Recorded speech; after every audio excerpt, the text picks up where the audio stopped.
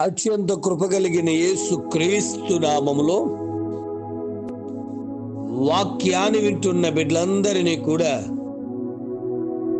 దేవుడు సమృద్ధిగా దీవించి ఆశీర్వదించును గాక. ఆమేన్. ప్రియ దేవుని బిడ్డలారా, అందరూ ఎలాగున్నారు? బాగున్నారు కదూ?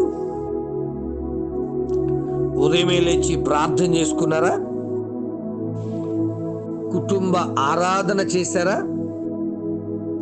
ఎవరైనా బలహీనంగా ఉన్నారా? మన బిడ్డలు బలహీనంగా ఉన్నారా? భయపడకండి. ప్రార్థన మన జీవితాలను, మన బలహీనతలను, మన వ్యాధి బాధల నుండి విడుదల పరుస్తుంది. కాబట్టి మన ఆధారం మన దేవుడు. ఆ దేవుడికి మనం ప్రార్థించినప్పుడు ఆయనే మన బాధల నుండి, మన వ్యాధుల నుండి, మన ఇరుకు ఇబ్బందుల నుండి విడుదల పరిచి వాడై ఉన్నాడు. ప్రతి విషయంలో మనం దేవుణ్ణి ఘనత అనగా కనపరిచినట్లయితే దేవుడే మనల్ని కనపరుస్తూ ఉంటాడు. యెహోషువ దేవునిని గొప్ప చేశాడు కాబట్టి మీరు 4వ అధ్యాయం యెహోషువ గ్రంథం 14 చూస్తే జనమందరి ఎదుట దేవుణ్ణి యెహోషువ గొప్ప చేయడం బట్టి దేవుడు ఏం చేశాడు అంటే, మరి 4:14 ఆ దినమున యెహోవా ఇశ్రాయేలీయులు అందరి ఎదుట యెహోషువను గొప్ప చేసెను అనే మాట మనకు కనబడుతుంది. కనుక వారు మోషేను గౌరవపరిచినట్లు అతని బ్రతుకు దినములన్నిటిను అతని గౌరవపరచిరి అనే మాట నిజమే. దేవుని బిడ్డ, నీకు అనేకమైన తలంతులు ఉండొచ్చు. వాటన్నిటిని బట్టి దేవుని నామాన్ని గొప్ప చేయాలి తప్ప దేవుని పేరుతో నిన్ను నీవే గొప్ప చేసుకునే ప్రయత్నం చేయొద్దు. దేవునికి చెందవలసినటువంటి మహిమను నీవే ఆపాదించుకునే ప్రయత్నం అసలు చేయొద్దు. దయచేసి నిన్ను నీవు గొప్ప చేసుకుంటే అది కొద్ది కాలమే, తాత్కాలికమే. అదే దేవుడు నిన్ను గొప్ప చేస్తే అబ్బా అది శాశ్వత కాలం ఉంటుందండి. మనుషులు మెచ్చుకునేవాడు యోగ్యుడు కాదు, కానీ దేవుడు మెచ్చుకునేవాడే యోగ్యుడు. బిడ్డలారా, తన్ను తాను హెచ్చించుకునేవాడు తగ్గించబడతాడని, తను తాను తగ్గించుకునేవాడు హెచ్చింపబడతాడని వాక్యం చాలా స్పష్టంగా తెలియజేస్తుంది. బిడ్డ, నీ తలాంతులను బట్టో, నీకున్న స్థితిగతులను బట్టో, అయ్యా దేవుడు నాకు ఇచ్చాడు ఈ స్థితి, అందుకు దేవునికి స్తోత్రం అని చెప్పు తప్ప నిన్ను నీవు హెచ్చించుకుని దేవుని నామాన్ని తగ్గించేటట్లుగా చేయొద్దు. బాప్తిసమిచ్చి యోహాను గారు అన్నారు కదా, మరి నాకంటే వెనక వచ్చేవాడు ఆయన నాకంటే గొప్పవాడు, ఆయన చెప్పులను విప్పుటకైనను నేను సరిపోను అని దేవుని నామాన్ని గొప్ప చేస్తూ ఉన్నాడు. దేవుని నామాన్ని ఘనపరుస్తూ ఉన్నాడు. యేసు ప్రభు వారు ఏం చేశారు తెలుసు? మరి వచ్చి యోహాను గారిని ఘనపరిచారు. బిడా, ఈరోజు నీవు దేవుని నామాన్ని ఘనపరిచినట్లయితే, దేవుని నామాన్ని గొప్ప చేసినట్లయితే దేవుడు నిన్ను ఆశీర్వదించి వాడై ఉన్నాడు. ఈరోజు మహారాజు మరి బలిపీఠ మీద నిలబడి ప్రసంగించుండగా, వేదిక మీద నిలబడి ప్రసంగించుండగా ఆ ప్రసంగము చేత అనేక మంది మరి భయపడ్డారట.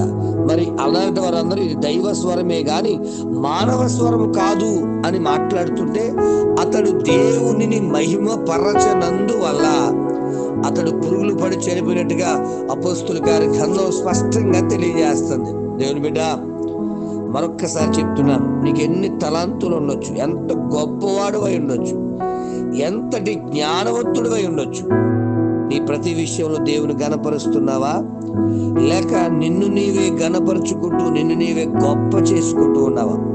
ఒకప్పుడు ఏమీ రాని నిన్ను, ఏమీ చేత కాని నిన్ను దేవుడు ఈ ఉన్నతమైన స్థితిని ఇస్తే దేవుణ్ణి ఘనపరచగా నిన్ను హెచ్చించుకుంటే దయచేసి అది చాలా ప్రమాదకరం అని తెలుసుకుని ఈ రోజు నుంచి అయినా ఒక యెహోషువ వలె, బిడ్డలారా, ఒక బాప్తిసమిచ్చు యోహాను వలె, మరి దావీదు గారు, అయ్యా నేను ఎంతటి వాడినయ్యా, ఎంతగా నన్ను హెచ్చించుటకు కొంచెమైనా నాకు యోగ్యత లేదు బాబు అని దేవుని దగ్గర తగ్గించుకున్నట్టుగా అలా తగ్గించుకుని దేవుని నామాన్ని గొప్ప చేశాడు. కాబట్టే దావీదు సంతానము తరతరముల వరకు మరి ఆ దేశాన్ని పరిపాలిస్తూ వచ్చారు.